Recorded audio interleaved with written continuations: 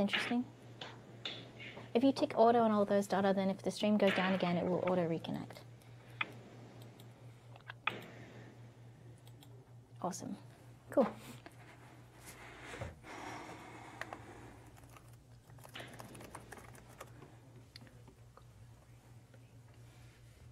Cool.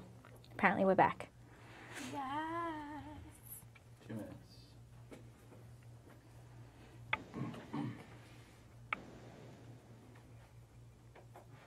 Have you got your lower thirds now, Donna?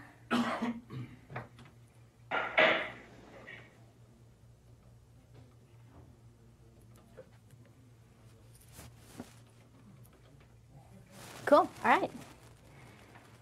How you guys doing? Good. It's good. Yay, let's do a show. Awesome. We're all wearing black again. Yeah. Yeah. Because we're not allowed to wear white, right? Yeah. No, I was going to wear white too. I have so many cool white shirts. Yeah. And then I was like, I'm going to blend in with the I was background. gonna say my hair just bleeds into my body. Like, what is the difference? The separation between the head and torso of the reason on.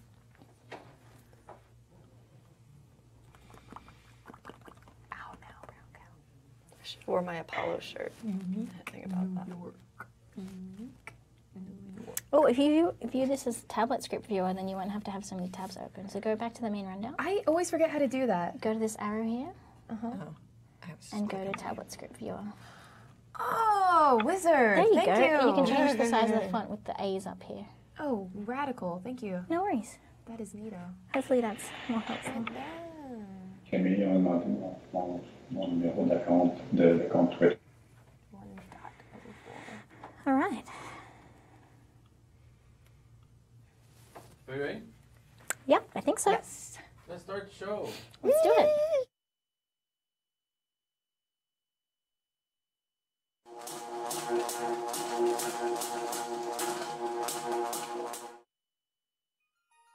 Hello and welcome to The Conversation. My name is Jade and I will be your host for today's show. I also have with me Lisa and Athena and of course the epic Dutta producing the show. So today in news we have Bacterial nanowires. And space eyeballs. Plus, we have an interview with Guy Trudell about the McKay experiment, and your questions and comments from last month's show. All that and more coming up on tomorrow, Science Experiment 1.04.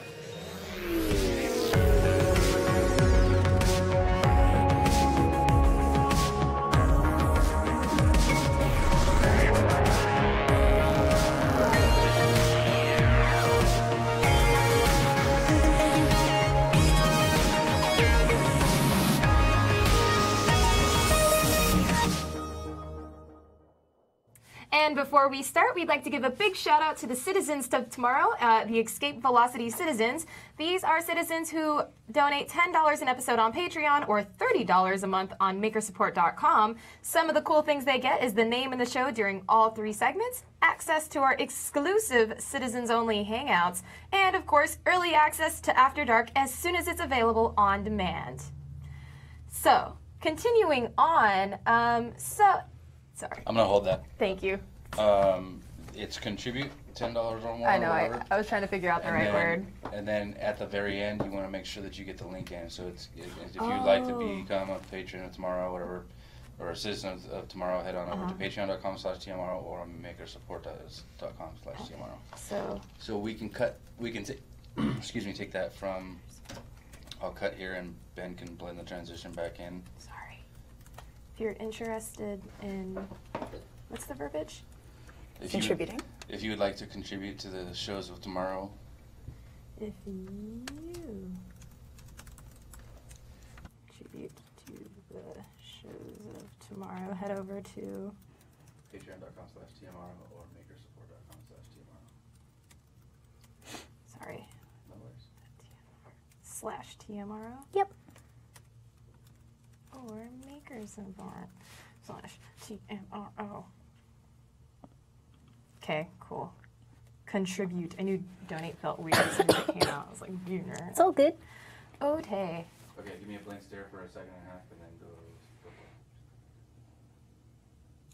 go. Before we start, we'd like to give a shout out to our citizens of tomorrow. These are Escape Velocity citizens. They contribute $10 an episode on Patreon or $30 a month on makersupport.com. Some of the goodies they receive is the name in the show during all 3 segments, access to our exclusive citizens-only hangouts, and of course, early access to After Dark as soon as it's available on demand. If you would like to contribute to the shows of tomorrow, head over to Patreon/tomorrow or Makersupport/tomorrow TMRO. Okay, so first up in news, I'm not sure how I should feel about this story because I'm a little disturbed and it's already kind of making my eyes hurt. So if you can go ahead and explain space eyeballs, Athena? Yes, space eyeballs, and I am not referring to taking your helmet off in space and your eyeballs like totally popping out from being in the vacuum of space, just like a cartoon. But for real, what exactly happens to your eyes in microgravity or in zero gravity? It's actually one of the biggest things that's being researched right now on the International Space Station. So in a pressurized and oxygen-flowing space station, and most importantly, honestly, why should we even care? Our eyes affect our everyday living. And then also for astronauts in space, there's everything for getting work done outside the space station, doing spacewalks, and all their research. So at the University of Houston, an optometrist relayed this importance in his research. His name is Nimesh Patel, and he conducted studies in the changes found in the eyeballs of astronauts that have been in space for a long duration of time. This study was done using optical coherence tomography imaging to determine just how fast these ocular changes develop during spaceflight and how long it takes for patients to recover. Optical coherence tomography is an... I'm sorry. Yeah, I was wondering why the images are coming up. I'm wondering why the images are Yeah. there too. I was like, oh, the camera's on us. Got some really cool pictures for you guys. This is going to be awesome. Like the links aren't working or something. Oh, did you, in the drive, did you put your images in a folder and not redo the links? I did, but I did include the links that were for each folder. That's what I've specifically, I'll select the folder. Disembodied head. Okay, that should be working. Yeah.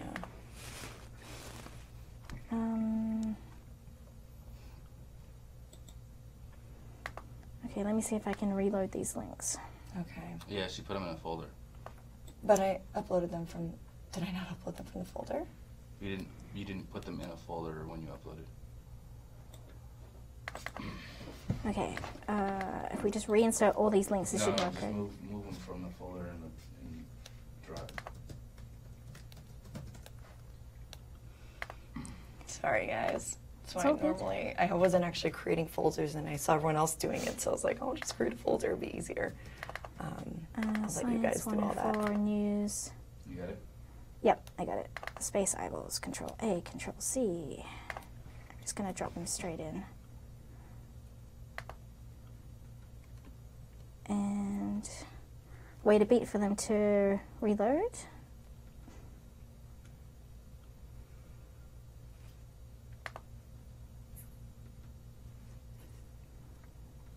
I'm assuming that's going to happen to your other news story too, so I'm going to go ahead and... Okay, do it. Over. Electric matter is your second one, right? Yeah. Cool. All right, I'm going to put them in here And as then well. we could do the space pod, side pod later. I'll edit that. Sorry about that, guys. It's all good. Because it also is easier for locating when actually uploading it, because you just look at the folder name. But It can't handle. it doesn't do taking that. Folders, apparently. Okay. We'll have to talk about That's that. good to know. Thanks. Sorry for the delay. Sorry, guys. Guns N' Roses, yeah. Okay, hopefully that's updated. Let me know when you get the media data.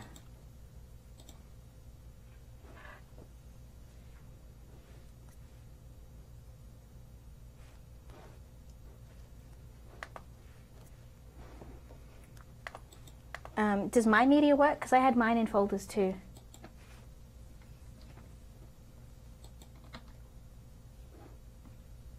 Okay, there's the picture. Cool.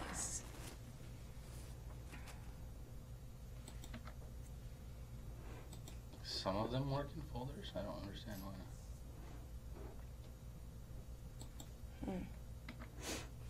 It may have just been the inserted links, because the links themselves didn't read, like they didn't have the extra folder bit in the link. Yeah, I was noticing that. I also didn't see that when I was extracting each of them from the folder, but yeah, the link doesn't have the extra folder name. Yep. Which is weird. It does in the rundown.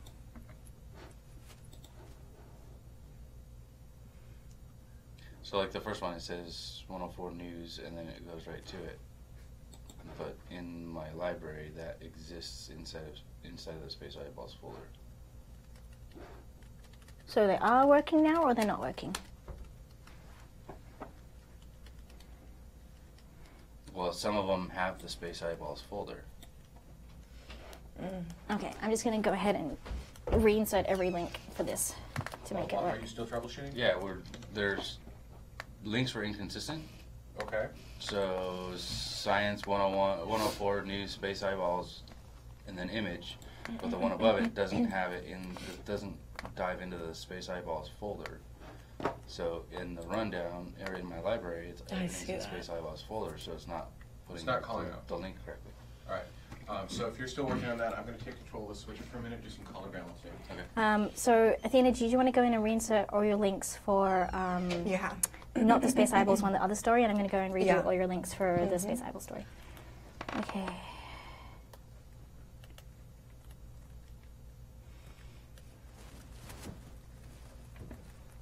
Okay. 1, NASA Spacewalk. Sorry, guys. 2.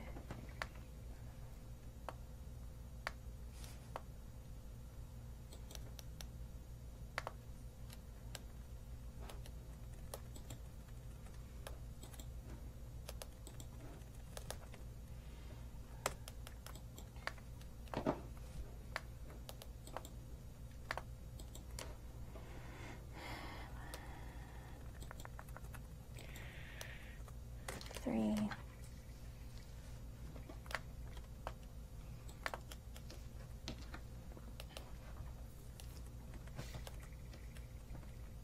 4.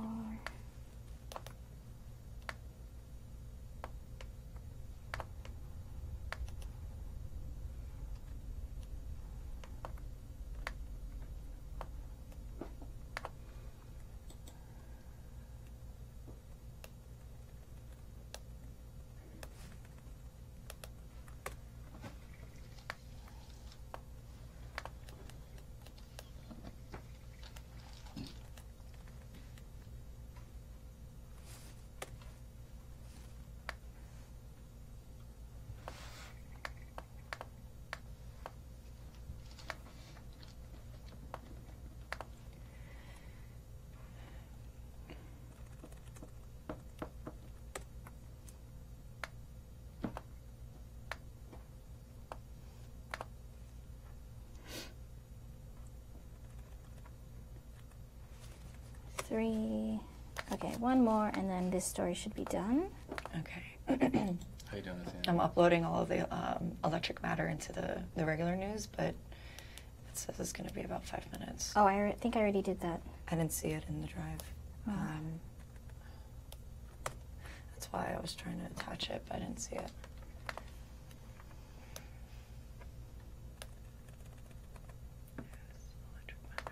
That one, okay, save and close. Okay, that one should be done.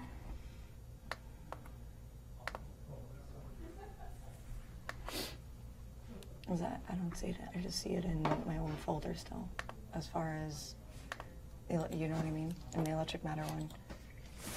It's still in each folder.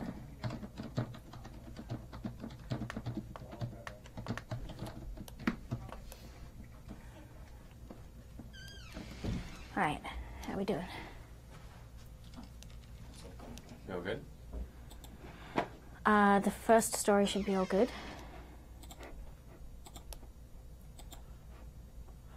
There we go. Human missions on Mars. I'm still not seeing. There we go. Yep, cool. All right, so I think it's just the links that are the issue. So Okay. if we just redo the links in your electric matter story. Okay. I'm seeing electric matter images. Okay. Have you got all of them? I believe so. So I literally just started Yeah, it looks uploading like all it. of them right now. Yeah. Yeah, I see previews for everything else. All right. Cool. Good. Let's do it. Where do we want to take it from? Um, You want to do Patreon again? Sure. Oh, shucks.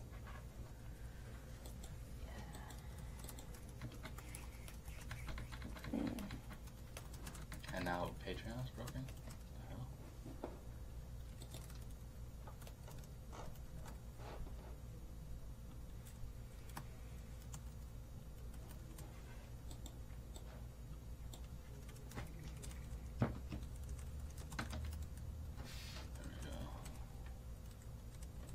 We don't need, because there'll be a graphic, right? So we can come back from the start of news.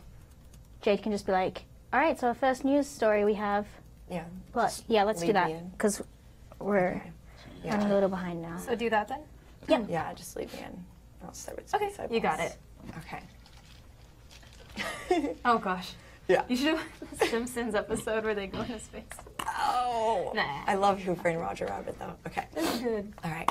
All right, let's do it. Tell me when. When you're ready. Oh, okay. Action.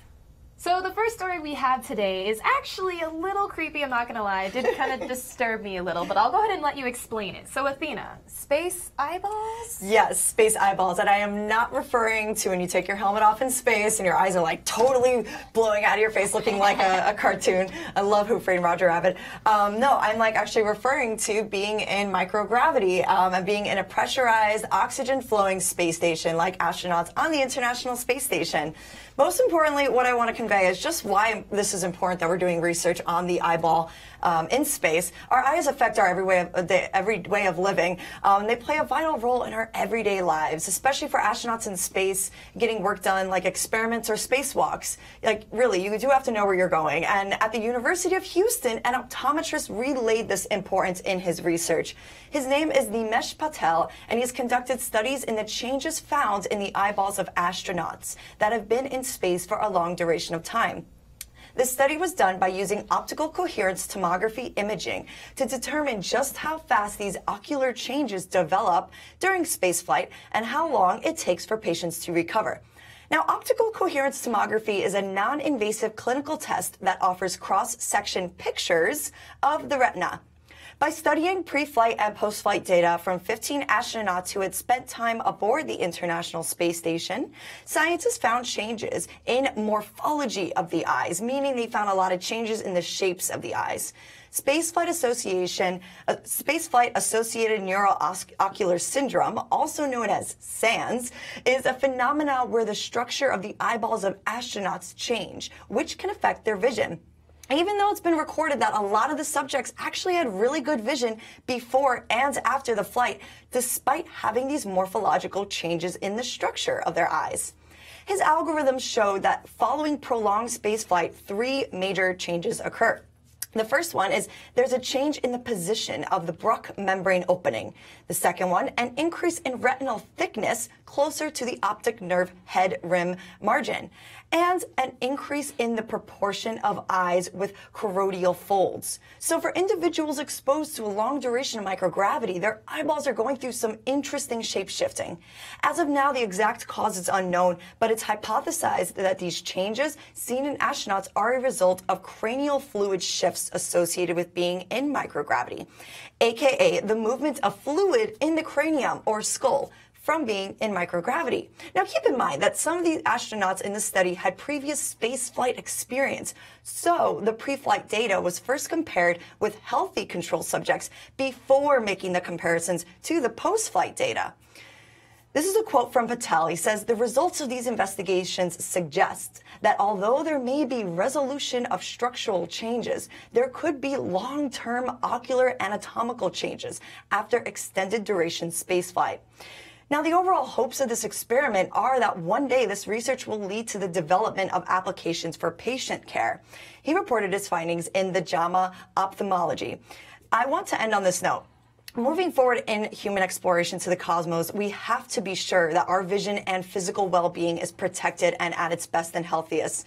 And in my time hosting on the TMRO show, I've gathered just how passionate the TMRO community is about space travel and truly seeing humanity expanding their reach to the cosmos. So, I mean, even just that image, that last one that I left you guys off on, I love that so much about you guys, that we really have this passion to see humanity landing on Mars, having just interstellar travel and actually being on planets. So this research is super exciting, and it's really vital to understand like the effects of being in microgravity. Yeah, no, absolutely. And I'm glad you brought that up too, because when it comes to some of the biggest challenges facing long-term space flight, especially to Mars and beyond, a lot of it is, we study the muscular atrophy, which is in a previous episode if you want to check it out. And we've also studied like other things, and it's like, what are we doing to take care of our men and women that we're sending out there? I mean, they're doing something amazing for humanity, but when they come back, I mean, are we really putting their health at risk? Are we really degenerating some of their senses so badly to the point where it could,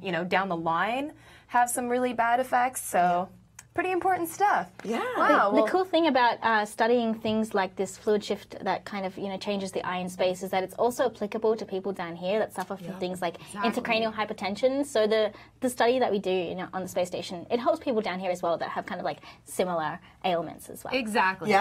Yeah, definitely. Bringing it back down to Earth. Always. Nice. And speaking of Earth, I see here you're going to talk to us about some bacteria that can generate electricity. Yeah, really, really cool stuff. Bacterial nanowires. So there was a study between Caltech and the University of Southern California, and they released a paper this month in March 2018 in the journal PNAS, or the Proceedings of the National Academy of Sciences. And they actually found a way to visualize bacterial nanowires. So cool. So this is some footage here of a bacteria called Shigella 1diensis, which grows tendrils or fingers of its cell membrane when it's stressed or lacking oxygen. But it also has the ability to pass these electrons from its body to outside external surfaces. And scientists haven't really been sure how the Shigella bacteria did this until now. So what they did is they grew the bacteria, and you can see lovely tendrils coming out there. It's really, really cool. They grew the bacteria inside a chamber that was attached to a light microscope, and they're actually able to image the bacteria growing. And they knew from previous research that these membrane fingers contained lots of something called cytochromes, which are proteins that contain the compound heme.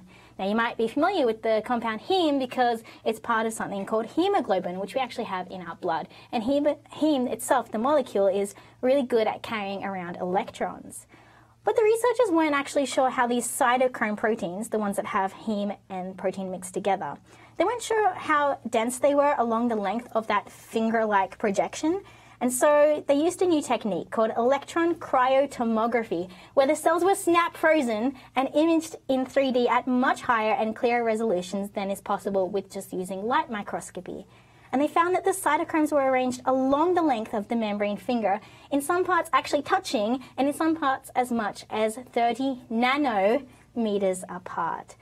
And this next image is a visual representation of what this might actually look like. So the next steps are to measure if these cytochrome proteins, which are like the green and red blobs you can see in this image, the next steps are to measure if they are floating along the membrane, or the yellow part there itself, and transporting electrons from one end to the other. Because, I mean, ultimately, by understanding this, we could harness microbial electrical power. Because microbes like this, Shigella, actually can digest waste products and then make electricity from that. So, like, maybe we can make a microbial fuel cell where we take those bacteria, we make them project these finger things onto waste, and then, like, they become wires, and we, like, harness it like a fuel cell.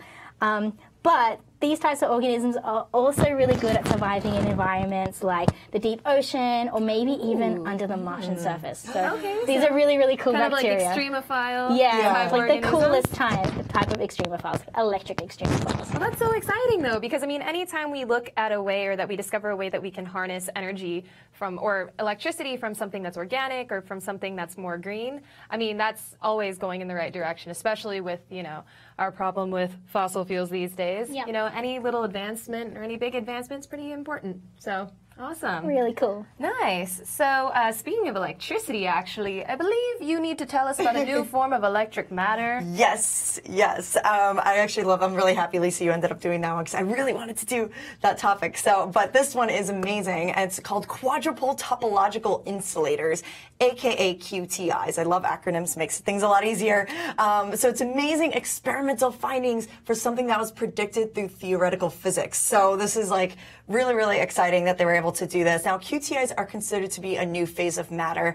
As many of us know, the phases of matter are solid, liquid, gas, and plasma, of course. But with electrons, with different materials, they can also form unusual phases like a TI. Now, TIs are a material composed of electrical insulators on the inside and conductors around the outside. Scientists have found that there are uncommon properties in TIs which make them out to be a special form of electric matter.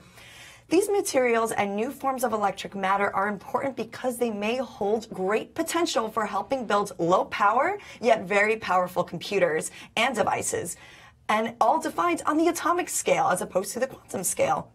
TIs gave birth to now QTIs. Now, mechanical science and engineering professor and senior investigator Gaurav Bal is working on developing these QTIs in a lab. The team actually built a workable scale model of a QTI using a material created from printed circuit boards. Each circuit board holds a square of 4 identical resonators, which are devices that absorb electromagnetic radiation at a specific frequency. The boards are arranged in a grid-like pattern to create a full crystal analog. Now, the reason for these boards being in a crystal-like structure is because TIs typically exist in a crystalline materials. And there have been plenty of studies that confirm TI phases to be present in naturally occurring crystals. There's one prediction, however, that scientists are hoping to confirm in the future that with studies that there is an existence of a new type of TI which has an electrical property known as a quadrupole moment. Quadrupole meaning that electrons in crystals can collectively arrange in a way which will give a charge in dipole units. Dipole is the pairing of positive and negative charges. Quadrupole is a high order of multiples with 4 or 8 charges, and they're all brought together in one unit. And here we have the simplest member of the higher order classes, which are quadrupoles, where there's 2 positive and 2 negative charges, and those are then coupled together. Now, this might make sense, but how in the world do they even get electrical charges generated in these QTIs in the first place? Microwave radiation. They applied microwave radiation to the system and measured how much is absorbed by each resonator. I included that silly little photo of an actual microwave. How much is absorbed is what shows how these electrons will behave in a crystal-like structure. The more microwave radiation is absorbed by a resonator, the more likely it is to find an electron on the corresponding atom. Now, each resonator behaves like an atom, and the connections between them behave as bonds would between atoms. Now, what's funky, as you see here, is that only the corners of a QTI are conductive, and they begin vibrating and generating an electric charge when zapped with the microwave radiation, yet the edges remain inactive. The 4 localized point charges are what forms the quadrupole moment that I had mentioned earlier. Now, future research actually includes continuing partnership with engineers to further develop these new forms of electric matter. So all these images are just computer simulations, but they are actually creating what was theoretical and all computer models, and they've made a physical atomic scale of it, like an actual physical form, which is really exciting in a lab. And so they're looking to actually create more of this so that we could really create like much more powerful computers and with a lot more data. So, oh my gosh, that's so exciting! That's like awesome. I love it when we hear these stories about something that, as you said, existed only in the realm of theoretical physics. Yeah. Which, let's be honest, like there's so many amazing, beautiful, fascinating ideas in that realm, but then to actually see it kind of materialize almost is like, whoa! It's almost like sci-fi becoming reality. Although it's not sci-fi initially, we know it's actual science, but still, like that's really awesome. And as you said, that exponential leaps in computing. So yeah, keep my eye out. Because I know right now we use quantum computers, so it's kind of use this would just be like the next double the step. amount. No more lag on Xbox Live. Whew. Yeah. All right. So our next story. So Lisa, you're going to tell us about some chameleon materials, and I'm not going to lie. I looked at this, and the first thing I thought of was Mystique from X-Men, and how she can change her skin and kind of just Is that what I mean, you're it's talking kind of about? like that. It's all about making materials that have really, really cool properties. So researchers okay. at the University of North Carolina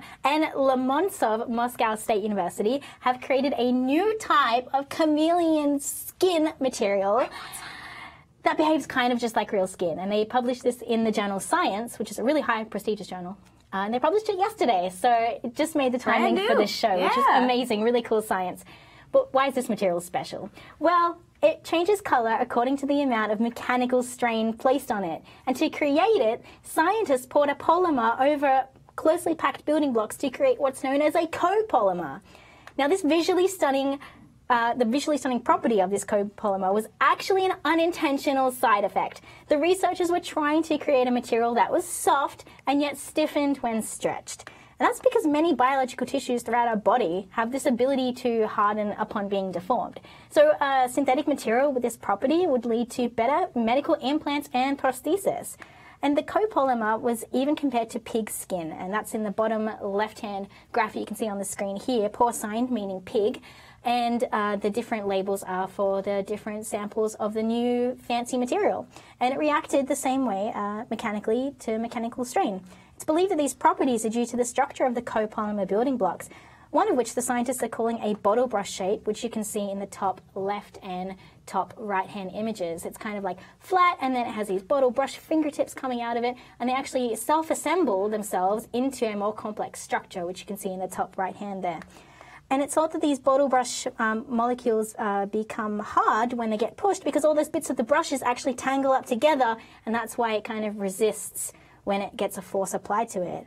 And this is an image here of a piece of that wonderful, beautiful material. And the edges are actually a different color because of the way that the light is physically passing through that material and the way that it diffracts.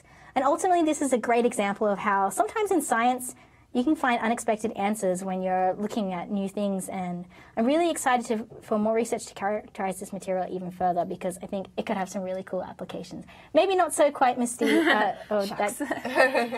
making our skin, like turn different colors and stuff, but it could lead to really cool implants that react the same way that your tissues would. So otherwise, you could get inflammation if you have this really hard piece of implant inside you and your body is soft and moving around it. Exactly. We need to kind of mimic the human body a bit more to make these things better suited for us. So this could help. And that's so amazing too, because kind of the it's like design meets engineering meets science, and then what we get is this amazing product out of that could ultimately help thousands, if not millions, of people down the road. Definitely. Because as you said, when it comes to grafts or things we have to put inside of us that are foreign, I mean, our bodies aren't always super cool with that, and so that's how we get, like you said, inflammation and things that are just not that fun. So hopefully this cool Mystique skin makes its way into some really cool applications, if not a cool Halloween costume. Definitely. All right then. So we are going to go ahead and head into a quick commercial break, and when we return, we are going to have a fascinating interview with Guy Trudel.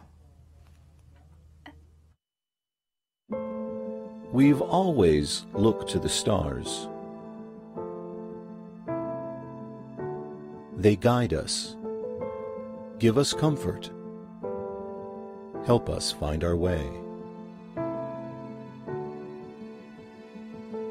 We see ourselves out there. When we look up, it inspires us.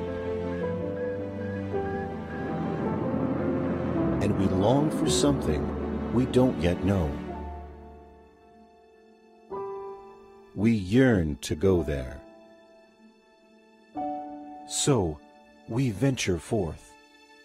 We choose to go to the moon in this decade and do the other things, not because they are easy, but because they are hard.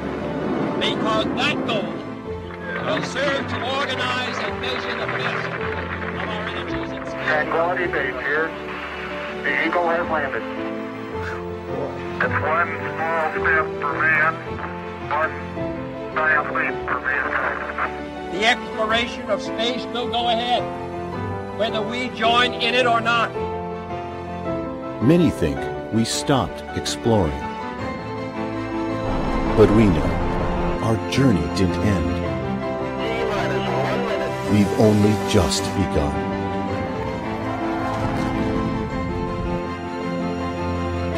spine is functioning perfectly at this point.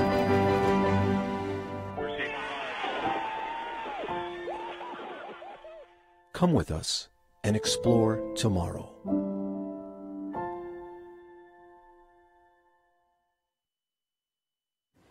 And welcome back to Tomorrow. Now, before we get into our interview segment in today's show, I would love to give a huge thank you to the crowdfunding supporters of the show, specifically our Escape Velocity citizens. These are the people that contribute $10 per episode on Patreon or $30 per month on makersupport.com. But we also have our Orbital citizens. These are the people that give us $5 per episode on Patreon or $15 per month on makersupport.com. They get their name in the show during the second and third segment and access to our exclusive citizen-only hangouts, as well as much, much more. If you would also like to help contribute to the shows of tomorrow, head on over to patreon.com or makersupport.com/TMRO. Now, I would love to give a huge thank you also to our very first interview for Tomorrow Science. We have Gay Trudell, a doctor from the University of Ottawa who is the principal investigator of the McKay scientific study. So thank you very much for taking time out of your day to join us. My pleasure to be there, participate in your program. So for those that don't know, the McKay study stands for, I think it's a backronym, Bone Marrow Adipose Reaction Red or White, which is a fantastic investigation name, by the way. That's a great use of bacronyming, and I think it's really cool. But the first question I wanted to ask today is, why do we actually need to study bone marrow in space? Like, what's happening to astronauts up there? Are there negative changes occurring? In fact, we don't know yet, Lisa. This is what marrow is for. We want to know what's happening. We know that there are lots of changes in the bones when you're in space, but thus far we haven't studied the bone marrow. And I'll tell you why it's important. The bone, of course, is the organ that provides structure to your body.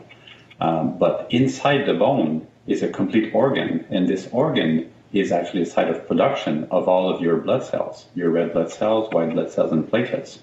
Without them, you can't survive. And so what kind of data is marrow trying to collect? So what are the different parameters that you'll be looking at with this study? Yeah. In the bone and joint lab, which I direct, we were very interested in the musculoskeletal effects of immobility. And we realized, in fact, we were not even looking at the bone marrow initially. This was a side discovery, distraction. We were looking at changes in the joints when the limb is immobilized. So changes in the cartilage, changes in the joint capsule. But we were constantly distracted by what was happening nearby in the bone marrow of the animal research we were doing on joint immobilization. And the big changes was a significant accumulation of fat. So the bone marrow was very different from a normal animal, for example. It was, instead of having lots of blood-producing cells, it had lots of fat cells. And that kept intriguing us until we decided to go ahead and study that. So in a healthy bone marrow, what's the kind of ratio between like normal cells and fat cells? What does a healthy person's bone marrow actually look like inside? That's a key question, Lisa. In fact, when you're born and when you're very early in age, an infant, most of your bone marrow is red. That is, it produces red blood cells. And as we age, all of us, there's a transformation called bone marrow conversion. And less of the bone marrow space is devoted to blood cell production, and more is actually filled with fat. And that's a normal process occurring in all of us. However, there are factors that can accelerate that conversion, and we know of a few. And researching immobility, we discovered that immobility was a very potent factor to change the bone marrow, to accelerate the conversion of bone marrow from blood producing to being fat. In fact, when we're adults, most of our bones stop producing red blood cells and white blood cells.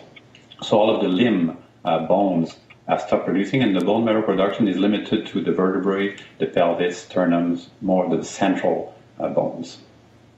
So this change between getting more and more fat accumulation in the bone marrow, I guess that's what you guys are kind of investigating at the moment with this study. So how do you actually measure the amount of fat that's in the bone marrow in this study? Is there a specific kind of tests that you're doing to look for that? Historically, when this was measured in people who were in bed or people who had paralysis, that's how we discovered that immobility was leading to fat accumulation. This was all done by biopsies. So we were taking a trephine, methyltrephine, and we were taking biopsies of the pelvis. But these days, with magnetic resonance imaging, there are specific sequences that are designed that you can non-invasively put a person in a magnetic resonance imaging, an MRI machine, and measure precisely the fat fraction, the quantity of fat, and then measure changes over time. I'm really glad that there's a better way to do that, because taking a biopsy of a pelvis sounds incredibly painful. So I'm glad that we're using MRI machines to kind of look at that and study that as well. So we're looking at the fat that's accumulating in the bone marrow, but are there any other parameters that are interesting to look at as well with this study? Yeah, that's the other part of marrow, the red or white. So red or white doesn't refer to red wine or white wine. It refers to red blood cells and white blood cells. So the question we asked, our hypothesis is that if this fat is accumulating at a higher rate in space when there's absolutely no force acting on the bone, save for the exercises that the astronauts do, would that affect the red and white blood cells? And there is already data, and there are conditions, for example, the conditions called space anemia, that is well known, and also some more vulnerability to infections that is dependent on white blood cells. So we wondered what effect would these changes in the birthplace of these cells would have on these diseases. So we will measure changes as well in the red blood cells and the white blood cells. And for the red blood cells, the main theory at this point to explain that the red blood cells are decreased when you go in space is that they are destroyed. So very early when you get to space, you will destroy 10 or 15% of your red blood cells. This is what we measured so far with markers, with radioactive markers of red blood cells heading into space and then coming back and then measuring that. But what we wanted to do is find a way to directly measure the red blood cell destruction called the hemolysis. So we designed a way where we could precisely measure hemolysis in astronauts in space.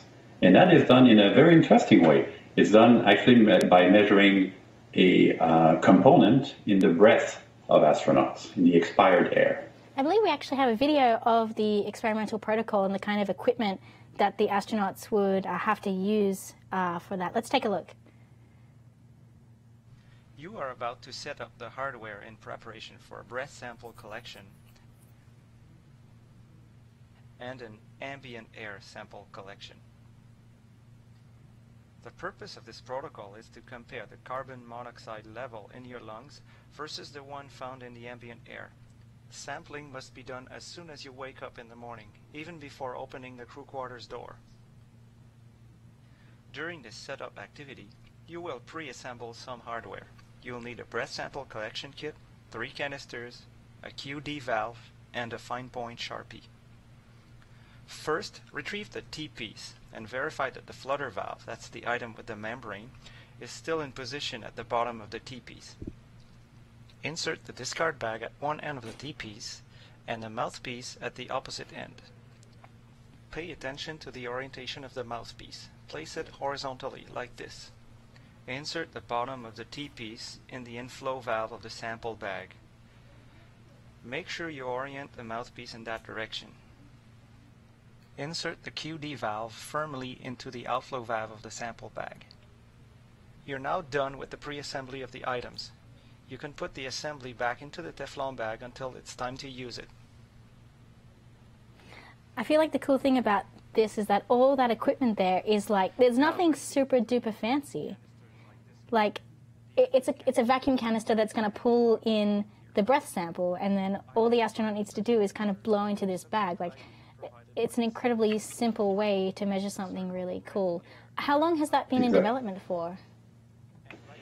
Well, we were carrying those experiments on the ground, and initially when we wanted to do it in space, we said, well, instead of this complex procedure, we'll just ask the astronaut to measure their concentration of carbon monoxide in space. But the amount of equipment needed and the expertise and the time needed just made it impossible to plan. So if you can't bring the machine to the astronauts, we said we're going to bring the air down, we'll down mass it and measure it in our lab. So that's how we come up with this simple, but yeah, there are a few instructions that the astronauts have to follow in a very specific way. And there's some technology, even though it's low technology in terms of the flow of air, in terms of eliminating some part of the air called the dead space and keeping only the alveolar air, and then transferring that into this inert canister that would have a long shelf life, because it would be stored for a while, waiting for the next Dragon flight down to the Pacific Ocean and then to our lab. So this could be a number of months. So there were a number of criteria that had to be met for the sample to be in good quality for measurements when it gets to our lab. There's so many things that go into that's that. Cool stuff. Yeah, there's so many different factors that you don't think of, like the dead space of the breath. That's the first part that comes out, right? So you have to have a way of making sure that you don't collect that, but you want to collect, where your sample is actually going to be the most useful. So it's really cool. Exactly. Ingenuity. Go ahead. Yeah. So I have a few questions from the chat room that I'd like to bring up as well. So talking about the accumulation of fat building up in the bone marrow, Prismara from our chat room says, how can we reverse that? Because that sounds really bad. Is there any way to kind of build up that accumulation of fat that we think is going on? It's a very good question. There is not a lot of research on that. And unfortunately, the answer will be quite concerning. Before going to run this experiment in space, we ran the experiments in space analogs. And those are bed rest studies. So people, if you're familiar, people are in bed, head down 6 degrees for 1 month, 2 months duration. And we measured the changes in the bone marrow fat fraction, as we call it. We found that it was accelerated, and not a little accelerated, markedly accelerated. For example, in a group of 24 women in bed for 60 days, their bone marrow aged 4 years in those 60 days. And we were able to measure them a year later, and there was no reversal whatsoever. So that's a bit concerning. We're not too sure how reversible the fat is once it's grown into your bone. We just recently, in January, published a study where we looked at that in humans, practicing different sports. And we found out that people who were runners were able to keep their bone marrow fat fairly low, but people who did not have repeated impact on their spine, because we're measuring that in the vertebrae of the spine, such as cyclists or people who are sedentary, did have no protection of their bone marrow. That is, they had significant marrow accumulation. So we will measure, as part of marrow, we actually will measure the reversibility. We will ask the astronauts to come back a year after their flight, and we will see if it has reversed or not. That's incredible, the fact that it's not reversible unless you have that kind of force, applying to the vertebrae of the spine. It leads directly, you already answered the next question I was going to ask from Hannes Worswerp from Twitch that asked, does exercise reduce the accumulation of fat in the bone marrow? Or could there even be some kind of clothing that could provide mechanical stimulation, or maybe a type of medication? But I guess, again, it has to have that force hitting the vertebrae to kind of change that. But what about any medications? Those are very good. Those are 3 very good questions, in fact. Medication is being used now for the reverse. There was a paper recently published where people with leukemia who have accumulation of abnormal cancer cells in their bone marrow, people have grown fat, and fat has negative effect on the white blood cells. So the fat actually, they were given a medication called rosiglitazone, the PPAR gamma agonist, to grow more fat in the bone marrow, and that helped curing the leukemia. So there's actually a way to intervene with that. The clothing is interesting because in another study we carried out in Berlin, the patients who were in bed rest, the volunteers, actually underwent whole body vibration. So they were exercising, resistive exercises, and were receiving whole body vibration. And those were able to prevent some of the fat accumulation that the people who were in the control group had. So there's a hope that we can find a type of mechanical stimulation that could prevent the increase. That doesn't mean reversibility. we saw that we were able to prevent the increase, but we have never measured so far reversibility of fat already accumulated. I have another question that sort of leads into that. Not so much about the fat, but about the hemolysis or reduction in red blood cells that's happening as well. Neuropilot on Twitch asked, there is medication that can cause hyperproduction of red blood cells, which notoriously has been used kind of illegally for some athletes. But would that help astronauts or space travelers or people immobilized down on Earth? Yeah, good question also. So erythropoietin is able to stimulate the bone marrow. We do not have evidence that the bone marrow is not fully stimulated in space. Initially, the hemolysis is thought to be there in order to account for too many red blood cells when there's the fluid shift that you talked about in the first part of your program. So the fluid shifts cause a concentration. There's too many red blood cells and you need to get rid of them, or the body decides to get rid of them quickly.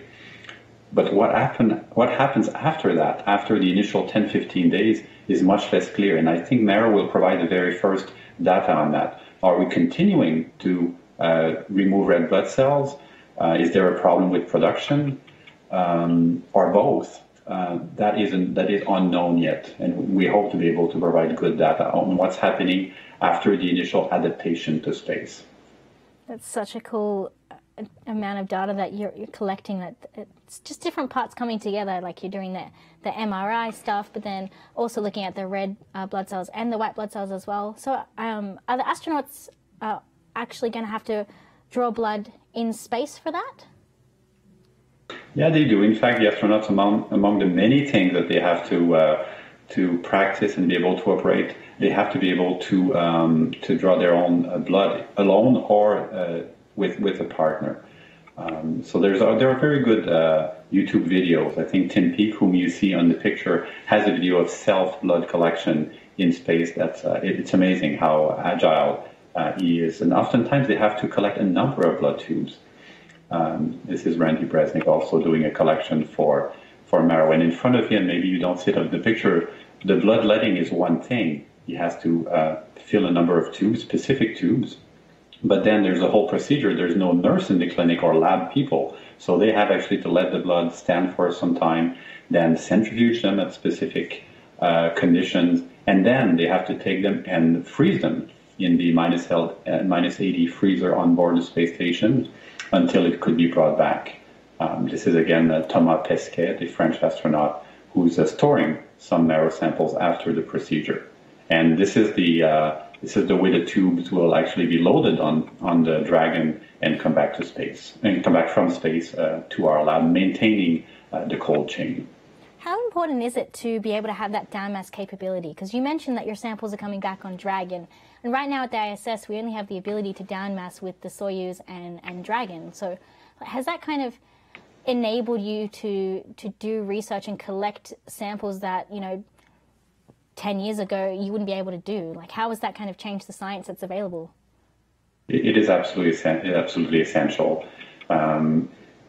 And even the next step, as you know, is to possibly bring machines on board that will be able to do simple measures or even sequencing for bacteria or others. The down mass is a big advance, and we're happy we're able to do that. Our study could not proceed if it hadn't been for this capability. That's so cool. I have one more question about the breath collection aspect of the study. Astro YYZ in our chat room asks, why does the breath sample have to be collected first thing in the morning? Is there a reason for that timing? Very good question again. The reason is we want to measure the concentration of carbon monoxide, the elimination of carbon monoxide, but that will be fluctuating.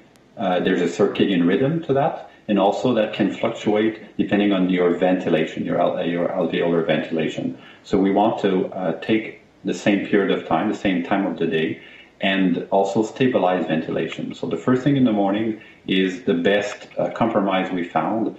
For example, we know that the astronaut hasn't been exercising before and accelerating their ventilation rate. So both for circadian reasons and for stabilizing the alveolar ventilation, because on that number on the breath sample that we collect, we will assume that there's a steady collection throughout, a steady ventilation throughout the day. Wonderful. So the MARIS study it wouldn't be possible without a bunch of different collaborations and a really big team, because I assume it's not just yourself that's part of this study, but it reaches between the University of Ottawa and the Canadian Space Agency. Can you tell me a little bit about the kind of size of that team and who are the different collaborators that are working on this study? We've had many collaborators, at least 4 scientists at the Canadian Space Agency who is funding the study are permanent part of the MARO team. Then the MARO itself is a very multidisciplinary team. We have biologists, microbiologists, pharmacologists, statisticians, engineers, to be able to operate. And in order to prepare these studies for space, we also counted a number of external people. For example, the Johnson Space Center Toxicology Lab was using these canisters to monitor the air quality aboard the space station. So rather than inventing a new way of collecting air, they helped us prepare this. Also, the greenhouse laboratory of Environment Canada in Toronto, Canada, also helped us measure precisely carbon monoxide concentration in small amounts of air, because we get about 180 cc's of air. This is relatively small to make the precise measurements. So lots of people involved in that, and very dynamic as well. I love that there's all different cross-disciplinary collaborations going on, cross-national collaborations. It kind of goes to show how cool that science, the best kind of science comes when everybody collaborates, and I think the ISS is a laboratory that kind of facilitates that, which is kind of awesome. So just before we wrap up, I just wanted to ask you where people can find out more information about yourself and about the MARIS study. At the Canadian Space Agency website, there's a story about MARO, the promotion of MARO, and we're available at the University of Ottawa if you want to contact us through our email or through the website of the university, and that'd be a pleasure for us to consider all the good suggestions that your audience has and entertain questions as well. Wow, that's awesome. Thank you so much for taking time out of your Saturday to talk to us today. And also, good luck with the CRS-14 launch, because you're sending up some equipment on that. And fingers crossed it all goes well for you so we can get some excellent data back down on the ground as well. So thank you very much. Thank you so much for having me. All right, we are going to take a quick break, and when we come back, we're going to have questions and comments from last month's show. Stay tuned, we'll be right back. Science. It both draws us together and tears us apart. Brings discoveries to cure us and threaten us. It is neither good nor evil. It is what we decide to make of it. There is so much more to learn, and we are curious. Together, let's explore the science of tomorrow. Hello and welcome back to Tomorrow's Science. We're now going to dive into your guys' comments from last month's show. But before we do that, I'd like to give a shout out to the citizens of tomorrow. We have our Escape Velocity citizens, those who contribute $10 an episode on Patreon or $30 a month on makersupport.com, and our Orbital citizens, which contribute $5 an episode on Patreon or $15 a month on makersupport.com. And finally, we have our suborbital citizens. Those contribute $2.50 an episode on Patreon or $5 a month on makersupport.com. Some of the goodies they receive are the name in the show during the third segment, access to our exclusive citizen-only hangouts, and of course, early access to a view-only copy of the show rundown. If you're interested in contributing to the shows of tomorrow, head over to patreon.com/TMRO or makersupport.com/TMRO. All right, so let's go ahead and dive into some of these fun comments. Last month, we talked about the ethics of using animals in research, and the conversation got pretty interesting, and the chat was definitely on fire with some really cool input. So this first comment comes from Smokescale Aquatos Awesome name. And actually, they said, I want science assemble to be how you start or end the cold open for Tomorrow Science from now on. What do you think? Well, I didn't know what that was in reference to until I watched Anchorman this week. So now that I know where that's from, I am all for it. Absolutely. I think it's a great idea. I really think we should do that. We should come up with like a choreography too. And we should all jump, and then you can just freeze the frame right there. Okay, Dada? Sounds great. Well, because space, space used to have this thing where Ben would end the cold open by saying, like, tomorrow begins, like, right now. And, like, so now we should have our own little kind of... Yeah. I like that. Let's do it. We should use. And to be honest, anything that has to do with Ron Burgundy is already near and dear to my heart, because that man... He's right here for me. He is right here. Ow, now, brown cow. All right, awesome. Paul, Ben, the presets for science comments broke. I don't see those.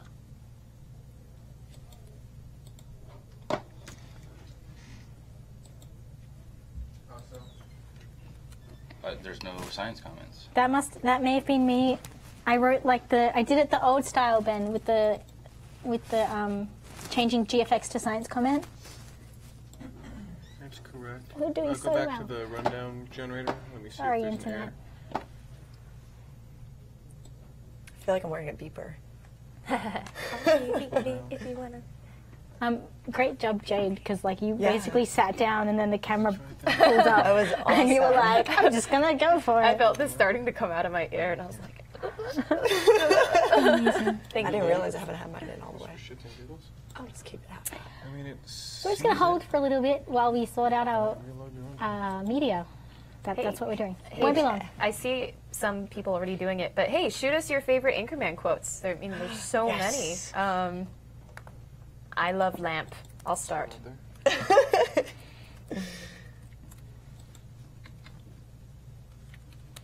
love lamp. Putting that on my agenda of things to watch next. I see the thumbnail item, but I don't see.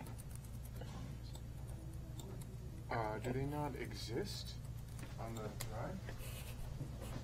How do they not exist on the drive?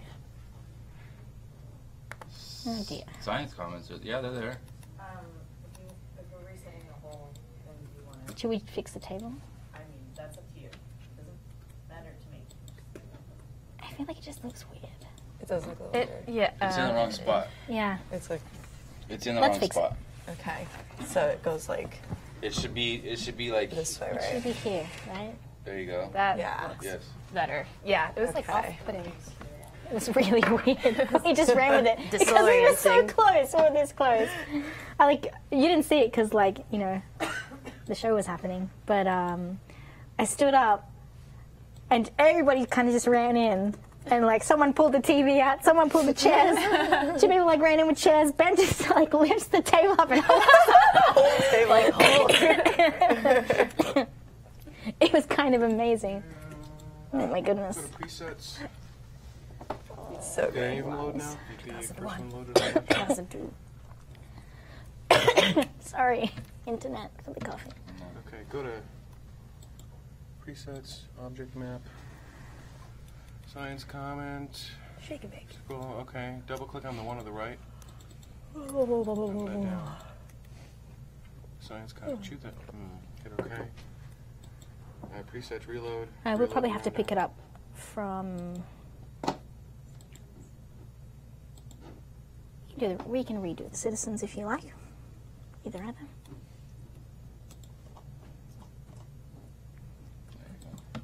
I was probably walking. Okay. I fucked up the rundown in testing, so you got 2 of the first one in there now. Take from the top. Oh, after citizens? Hey, we're going to take this one from the top of the segment just to make the edit easy. Okay. So from All the way from the top, auto break. Welcome back. Welcome back. All right, let's do a show.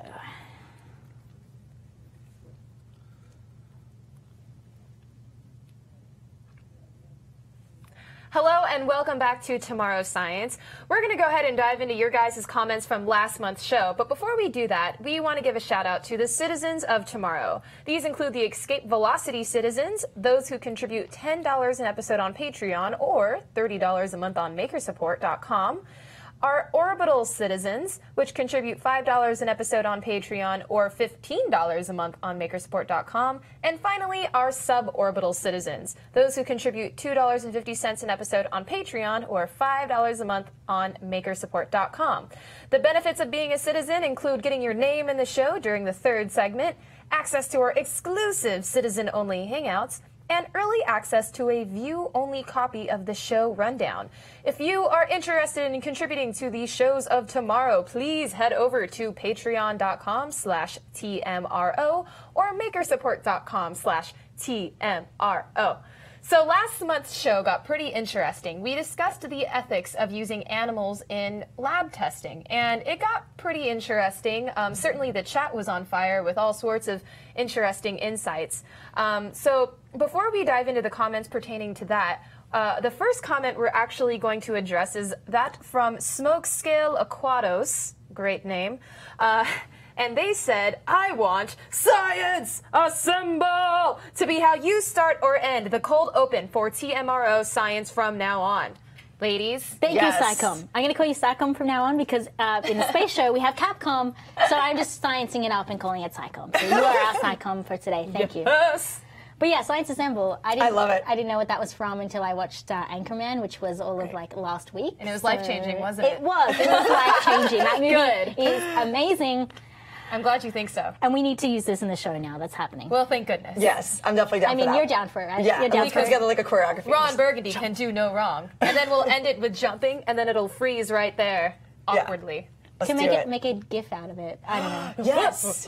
Yeah. Okay, good. I'm glad we agreed on that. Nice. That was Thank too you. easy. Thanks, Smokescale Aquatos. This next comment comes from ADD Dude.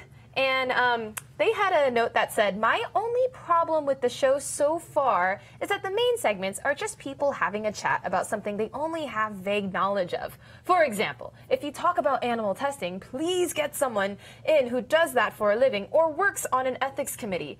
I want to know what goes into making the decision to conduct these tests. I also want to learn about examples of how it's done. The premise of the show is to educate and to inspire. News segment does that. Main segment, not yet. We're getting there, and that's why we love getting your feedback. So if you have any more feedback for this show, how we can make it better, because we are always trying to make it better, please leave your comments below. We want to know, and that's what we're doing. We're trying to change it up. We're adding guests. Yeah. In fact, the next 3 shows have guests. So see, we heard you. Yeah, we're listening. We're listening, and we're making changes to always make this better. The show is about educating people and inspiring people about science. Yeah, and starting a conversation as well. Exactly. So. Yep, exactly. And I like having a lot of guests on is definitely something we've been doing, and I think it's going to be really, really good. So thank you so much for that comment, guys. Yeah, we appreciate it. Constructive. I like that. Yeah. All right, this next comment is from YouTube. Jax Vidstar writes, most of the animal testing will be ending anyways with the slow introduction of 3D printed livers, which will speed up drug testing as well. Yes. Sounds really cool. I think that is the ideal place that we will be. But I remember one thing we brought up during that, the problems with 3D printing organs is that they still don't act biologically similar to what an actual organ in your body does. But yeah, no, I mean, like with the advancement of the different materials, like you actually had mentioned in the news, I mean, goodness knows what we're going to be capable of in 5, 10, 15 years' time. I guess the flip side of this, too, is like, the key point here is slow introduction of 3D printed livers. Like, we're not there yet. Like, we don't have that tech right here, right now. So, you know, we still need to do medical science today. We still need to do experiments. So we have to work with what we have at the moment, which is not 3D printed livers, like, that actually work like a human liver does. So much more testing done. It's a process. Maybe someday. Yeah, it's definitely. the dream. Yeah. We could get there. I mean, I see it moving in that direction. Exactly. I mean, just a few decades ago, some of the things that we're doing with like human bodies right now and with like medical advancements that weren't even thought possible like a few decades ago. So, you know, given the exponential nature of how these things progress, I think some pretty neat stuff are on the horizon. All right, this next comment is also from YouTube. This is from Fabio Milan. They write, "Hi, can I give a suggestion for a good interview? There are two scientists working on battery technology that were in the media some months ago, talking about a solid-state battery that could be the next breakthrough in battery technology. I think their names are Dr. Braga and Dr. Goodenough. Can you guys interview them?" Well, I don't know, Psycom, if you head to and read the next thing on the rundown, I mean, you might have an answer to that question. Because our next... As it turns out, next month, again, you spoke and we listened. Next month, our next show, which is going to be on May 5th, we're actually going to be talking to Professor Helena Braga about glass solid-state batteries. So be sure to tune into that, and that should be a fascinating conversation. I am so excited for that episode. It's going to be so cool. It's like these batteries that, like, they're solid. Like, the electrolyte is solid and made of glass, and that's really, really cool because they're better than lithium-ion batteries, and it just makes me really, really excited. So if it's not going to be the Energizer Bunny, then what's it going to be with these? It's going to be the glass solid-state electrolyte bunny. Yay! That's awesome. Like, and just in time for Easter's. Right? Yes. Totally. So many cool bunnies. Awesome. On that note, you might notice that it's not quite April yet, but this is technically April's show. Because of scheduling conflicts, we moved that show a week forward. So this is the second show for March, this is actually April's show. So there is not an episode of Tomorrow Science in April. Our next episode will be on May 5th. If you can wait that long, that is. I mean, I know I can hardly wait, so. Yeah, it's also the launch of the InSight lander, by the way. We're going to be going to NASA for that. So that'll be fun. Just got accepted for their NASA socials. I'm excited. Awesome. So that's going to be cool. But that's, also the launch, 4 a.m. We'll see if they stick to it. I hope so. So you can go to the launch, and then you can drive back quickly and still make it for the show? I literally was thinking that. I was like, you're going to be there too? Yes! Oh, I'm so excited. Oh, yeah. You and me, Jared, we got this. It's going to be so good. Nice. I guess we'll see each other there, maybe. Yes. I'm not going because I'm a dirty foreigner. Something ITAR, something U.S. citizen. I don't know how that works. Anyway. That is blasphemy. Well, now I don't want to go just to protest. It's fine. I'll be here prepping the show. It's all good. Whatever. All right, so that concludes the comments that you guys left us last month. Again, please leave us comments on YouTube and Twitch, and then we can address them in the next month's show. So before we head out, we'd like to give a shout out to our ground support citizens who contribute $1 an episode on Patreon or $1 a month on makersupport.com. Again, they get their name in the show during the third segment, access to our exclusive citizen-only hangouts, and early access to After Dark as soon as it's available on demand. Again, if you want to contribute, go ahead and head over to patreon.com/TMRO or makersupport.com/TMRO. That concludes Science 1.04. We will see you May 5th. Thank you so much for tuning in, and stay curious. Bye. Bye, guys.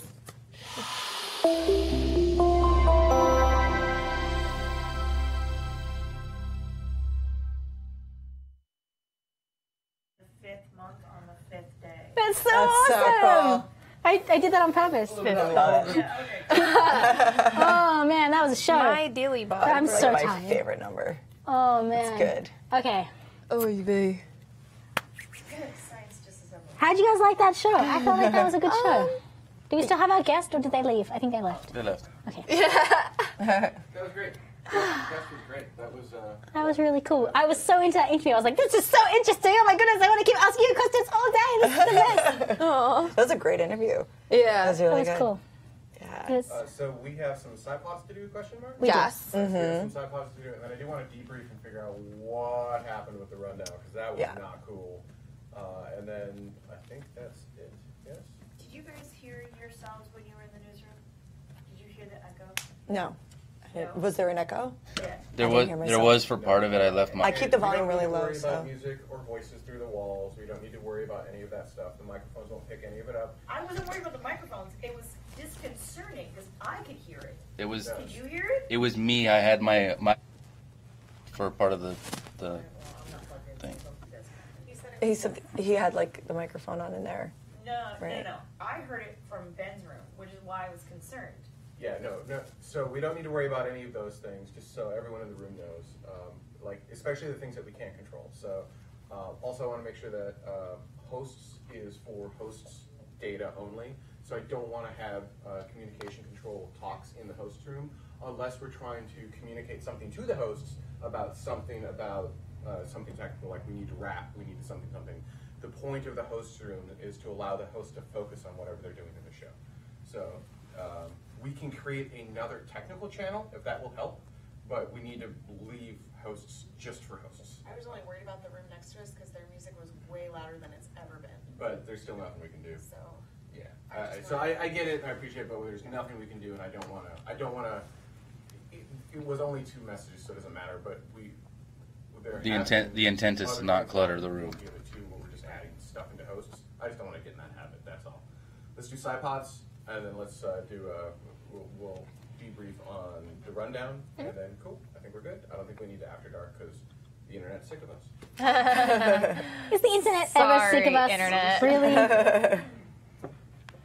Cool. Who wants to go first? I don't have You're all one. doing SciPods, No, right? I'm not doing that. Okay. Jade and I both have a SciPod. I could have. I just realized that right now. I probably could have done one, but I can do mine first. Okay, cool. did not. I could just come in this week and do one. Or next week. Giggity.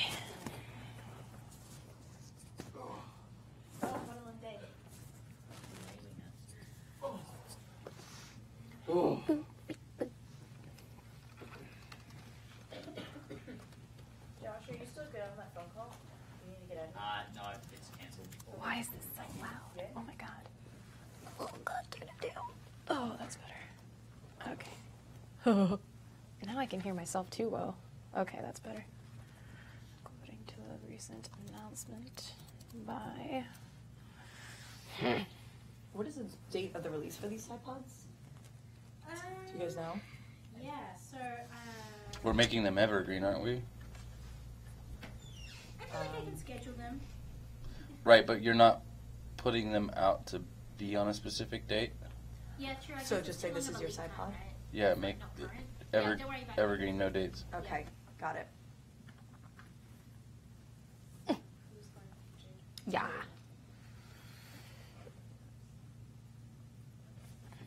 So Jade, you go ahead and do your open, and then give me a 3 or 4 second pause, and then I'll switch to your image. You can see on the feedback, and then when I switch to the image, you're ready to go for the rest of your stuff. Sounds good. Okay. Fusion energy may very well be a... Fusion energy may very well be a possibility sooner than later, according to a recent announcement made by the Massachusetts Institute for Technology. Can I do that again? I'm sorry. You can, and then this is your science pod or something? Oh, that's right. This is your SciPod. Okay. Massachusetts Institute of Technology. Okay, sorry.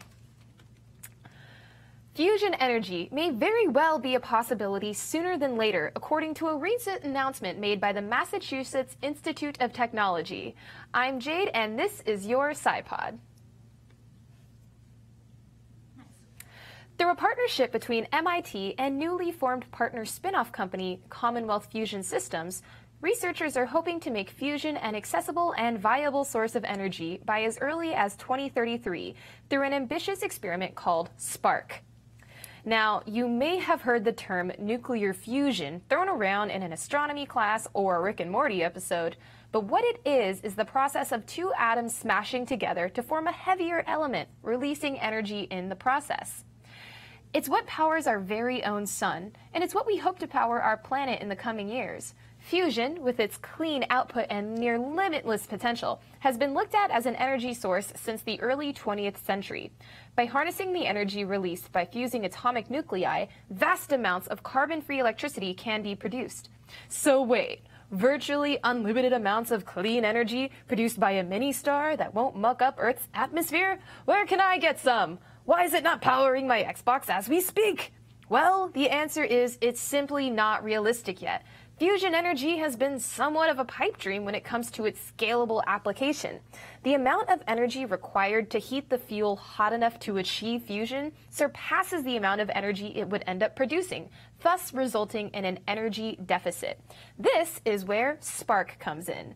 Thanks to a new generation of high-temperature superconductors that have only recently become commercially available, researchers are now able to strengthen the magnetic fields in a tomahawk needed to contain the plasma, making them smaller, more cost-effective, and easier to produce. A tomahawk, of course, is a type of reactor that uses magnetic fields to suspend plasma into a donut shape so that it doesn't obliterate any material that has the misfortune of coming into contact with it. If all goes according to plan, the experiment will produce 100 megawatts of energy. $50 million has already been secured from an Italian energy company, 60% of which is going directly into research and development for this project. This ambitious partnership between industry and academia could expedite the process of making fusion-based energy a reality. If successful, SPARK could spark government interest and eventually replace fossil fuels, helping alleviate the mounting effects of climate change. I'm Jade Kim, and that was your SciPod. Stay curious. Don't forget to like and subscribe. Watch our last science show. That's so awkward. Tokamak, and I said something terrible. I said something very bad. Tokamak. I know. I said it about 10 different times, and my earpiece was freaking out on me. Oh my god, it was like yelling at me. Oh yeah, I don't know. There's something wrong with it. Do you need another battery? I'll just give you my pack. Oh yeah, it's like super fuzzy. Yeah, that needs a battery. Okay. Lisa, Tokamak. I need you to redo that last section. Yeah. Maybe right in your skirts. I did not have the 2000 UTC. Oh, that's right. That's right. Yeah. That's what I forgot. Okay, so What? here, let me write that in really quick. watch the live shows. What was it? Thanks for watching. Thanks for. Don't forget to like and subscribe to tomorrow, and you can catch us.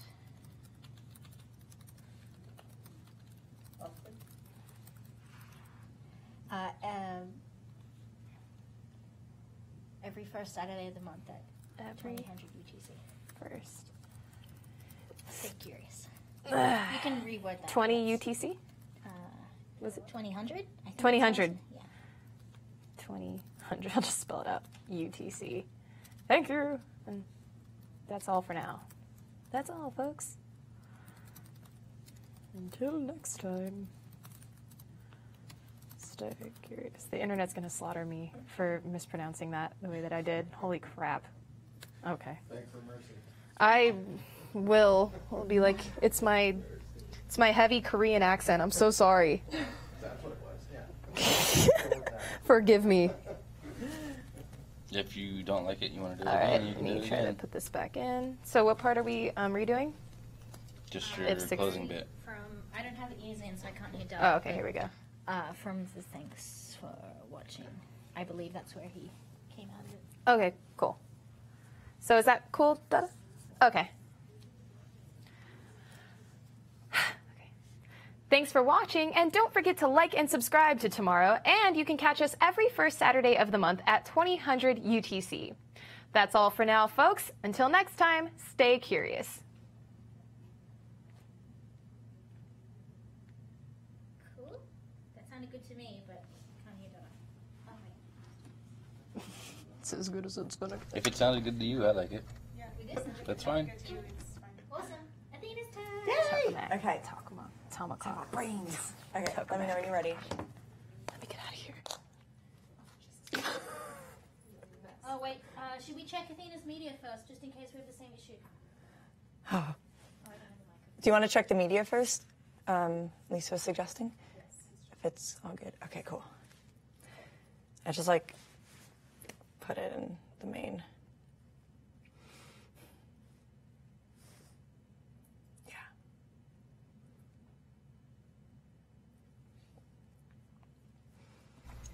Looks all good to me.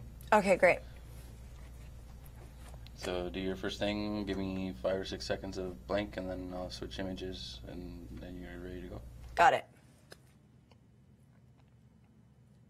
Wait, somebody adjust that camera. She's got no top of her head. Oh,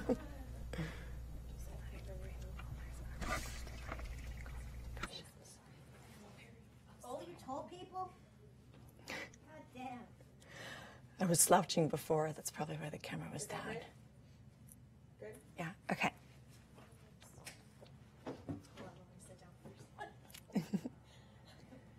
Scientists are studying the brains of football players and may be coming close to finding the leading cause of concussions.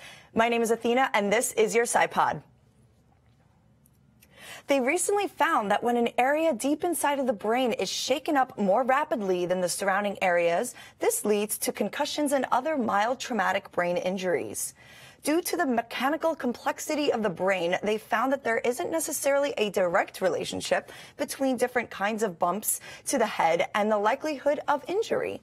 Scientists at Stanford University combined data recorded from football players with computer simulations of the brain. They did this with 31 college football players and monitoring them during their games with special mouth guards that recorded how the players' heads moved after an impact. They recorded a few cases in which players suffered concussions. It was found that there's a huge difference between impacts that led to concussions and those that did not.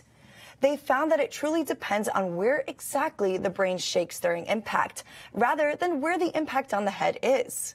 Computer models show that the entirety of the brain actually shakes back and forth around 30 times a second, in unison. However, in cases of injury, the motion of the brain is so much more complex because scientists have found that the corpus callosum shakes more rapidly than the rest of the brain. Now, the corpus callosum is a wide, flat bundle of nerve fibers beneath the cortex, which is like a bridge between the two hemispheres of the brain, aka connecting the left brain to the right brain, and it is the path of communication between the two parts. It also is the largest among the various white small... Oops, sorry. Want to redo that line? It is also the largest among the various white matter structures in the central nervous system. Concussions are affecting millions of people, yet exactly how concussions come about remains somewhat of a mystery. So the goal here is to understand the biomechanics of the brain during an impact. This way, engineers could better diagnose, treat, and hopefully prevent a concussion. Using the data, scientists plan on comparing it to similar data from NFL players. This way, they can have direct comparisons and try to figure out what exactly happens in the brain that led to a concussion. They hope to even be able to measure the maximum head acceleration during an impact. If scientists better understand how the brain moves after an impact and what movement causes the most damage and the potential... Sorry, let me redo that one. If scientists better understand how the brain moves after an impact and what movement causes the most damage, the potential to prevent it can come through better helmet designs. Sorry, I didn't put my commas in. If scientists better understand how the brain moves after an impact and what movement causes the most damage, there will be a potential to create a better helmet design for football players, or creating technologies that can do on-site diagnostics, for example, in football, and potentially make a sideline decision in real time. So with the goals of improving outcomes for people that suffer hard impacts of the head. If you guys like this video, be sure to like and subscribe, and also check out our last SciPod from last month's show. And tune in for Saturday of every month at 2000 UTC. Okay, let me do that again. Sorry.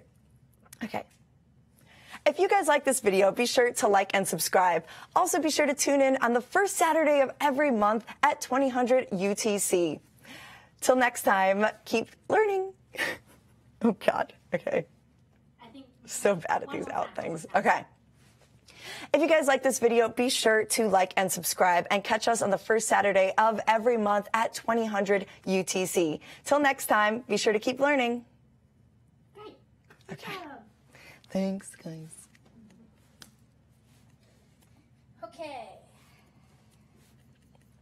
Okay, cool. And all the images were good and stuff, right? Okay. God, we ended on that one. It's the last one. Right. Outros are always the hardest. Yeah, cheers. It's just like an internal argument of being like not wanting to sound kind of like what Josh was saying last week. Super like What was exactly what you said? Like, you don't want to sound yeah, and I feel like it's so hard not to sound like that. Yeah, yes, precisely. I wanted you to be the one to say it. Touché, madam. Yeah. So we had a rough time with science today. The show was good, but holy crap! Are we going off air? We had a guest on, and we were on. Are we going off air? No, we can have this conversation on air. Is that all right? Okay. That's fine. Are we going off air? No, we'll have the conversation on air. Right? I mean, internet's probably curious too. After that. It's like 2 after darks in one. That's what you get on a double show day. Thank you, Hawaiian Ryan. Thanks for watching. Are you a new viewer? I think you must be a new viewer. Glad you like it.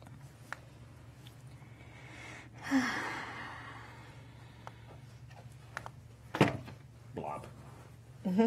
All right, so do we need more time in between the shows? Is that what happened? I think that's potentially, yeah. So I don't think we had time to check the media before we started, because otherwise we would have picked up on the issue, right?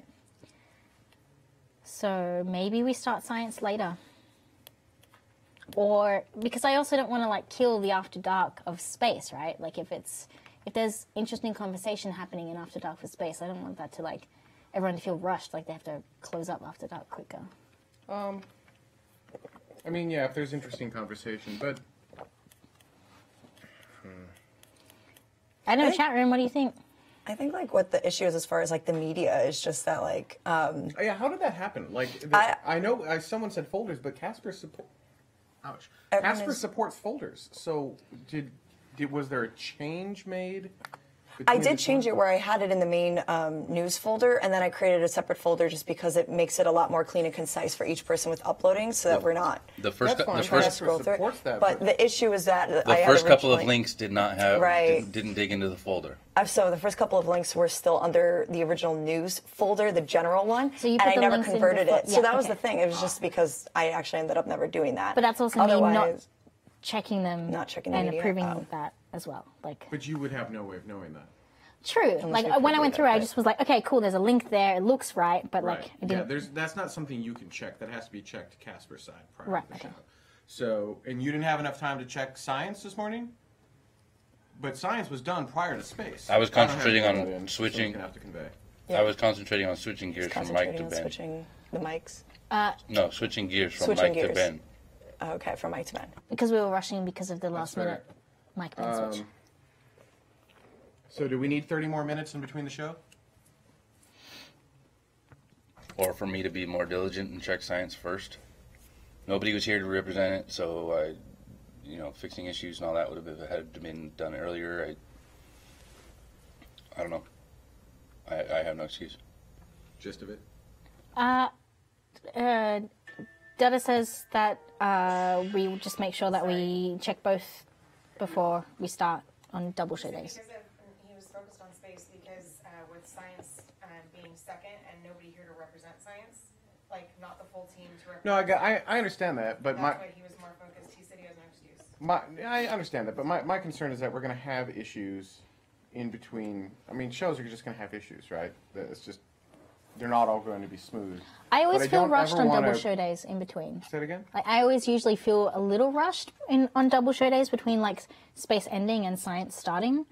But maybe that's just me. If we push it backwards by 30 minutes, that gives us an opportunity to spin down space, clear out After Dark, and while we're clearing out After Dark, we can check the science rundown at that time instead of checking the science rundown prior to the show. Yeah, that's true. Does that seem fair? It also makes it easier to mention the show because science will be at 2030 UTC instead of 2000 UTC, and 2000 sounds awkward. It really does. Mm-hmm. Yeah.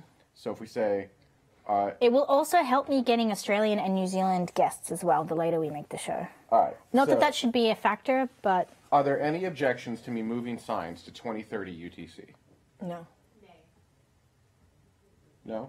Nope. Other than the fact that we just did As science of now, pods science plugging. 2030 UTC. Wait, what was that, Dida? Other than the fact that we just did 2 science pods plugging 2000 UTC. I understand that. So that's okay. I also just did a website that all says 2000.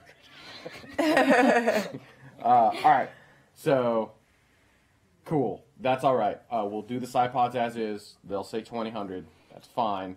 But the next show will be 2030. We also need to update the science calendar, and we need to update all of the upcoming guests and say, hey, everything's 30 minutes later. Oh, yeah. Mm-hmm. Is that going to be an issue? Maybe. Because I booked 2 guests at the moment. So do we want to, with the next 2 guests, so we'll do the next 2 shows at 2000, and then the show after that start the conversion over to 2030? I think that would be fairer on the guests, because they've already kind of cleared their schedules and stuff. I understand. Okay, so that's what we'll do. So the next 2 shows, so March and May, no. May and June. May and June, we're May at 2000 UTC. July begins our show at 2030 UTC. Yeah. Okay. Yep. That works. July, I will not be here. July, Donna will not be It's okay, here. I will probably... Oh, I will not be here either. I have taken kids to space camp. How long are you? 2 weeks, but it happens to be the 1st and 2nd week of July. Well, Deborah's gone for the, first 2 weeks? First week? Until the 12th. Yeah, well, we're both gone. I can tie it from We can, what if we back it upwards, do the same thing we did Yeah, for this next we month, can make do it that. backwards a week? Does that work for everyone? I'm gone End of June June. 28th to July 12th. Looking at a calendar. Where's the calendar? We both, yeah. Let's pull that up. So sorry, if Ben can be Dutta for the science. I still might not be available. Because I need to take kids out of Australia on the 1st of July. Okay. We have a little bit of time to work out that schedule. Yeah, that's a couple months away, so we can... Yeah. So I'll take a note that we have an issue, and then we'll figure it out. Sweet. And FPV reviews, Pluto's a planet. That's not... Dutta's not going to push that to air, so no one's going to see it. Boom! Donna's on Team Damn. Incredible. I need to get the switcher software I'm on on Team my Pluto computer. Planet. Oh yeah, and I like how so when we had that break, I used it because I just got the scope box software working on the iMac. So I used that break. I was cutting between the cameras. All of the internet got to watch me color balance the cameras. They're not perfect, but they're a lot closer than they were before. So that's why everything looked weird for a moment. All right, so we understand what happened for this show. We understand the next 2 shows are fine. We understand how we're going to fix it. Okay, I think all of that works. Yeah. Other comments? The presets are still breaking in. I need an earpiece. Presets are breaking in? In the Yeah. rundown. What happened reload. with that? That's likely due to the software update with PSN, and that's why Space worked, but Science didn't. Oh, because I still did science the old way. Yeah, so I just need to get... I didn't understand the direction that all worked. We had this conversation earlier. So PSN, who makes all of our automation software between Rundown Creator and Casper, gave us an update, and that update allowed us to do cooler things with our comments so we don't have to manually do things. It works differently than I thought it worked. It actually works way cooler than I thought it worked. So now I need to go back in and fix it for Science, and then I think that problem will go away. Okay, I think that's what happened. And it read the preset, but it didn't understand it because it only existed for Space and not for Science, which makes sense. I didn't think that was the state I left it in, but it makes sense. Yeah. All right. Cool. The hangout was fun. Yeah? Virtually. Yeah, virtual hangout? Yeah, that was a long hangout. I didn't get to stay for the whole one, but most of it I was there. I It's think I did like normally 2 not hours. that intense, How long was it? Like 3 hours? Or Oh, it was 3.5, a long 4? time. It was a while. But to be fair, we hadn't had one in like forever. Yeah. There's a lot of content to cover. I won't let it... A lot of cool stuff. We'll try not gonna not be let that it long get next that bad. Yeah. Yeah. Cool. Did you guys have fun? That was a fun show.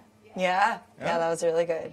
Yeah. It's a different feel having a guest, and I liked it. I liked that I liked feel. it a lot. Yeah. Yeah, it was cool. We do still need to have roundtables, but as I said in the chat room, I think it's going to be heavy on guests if we can, with an occasional roundtable. Yeah. Nice thing about roundtables is we have an opportunity to just give people's opinions.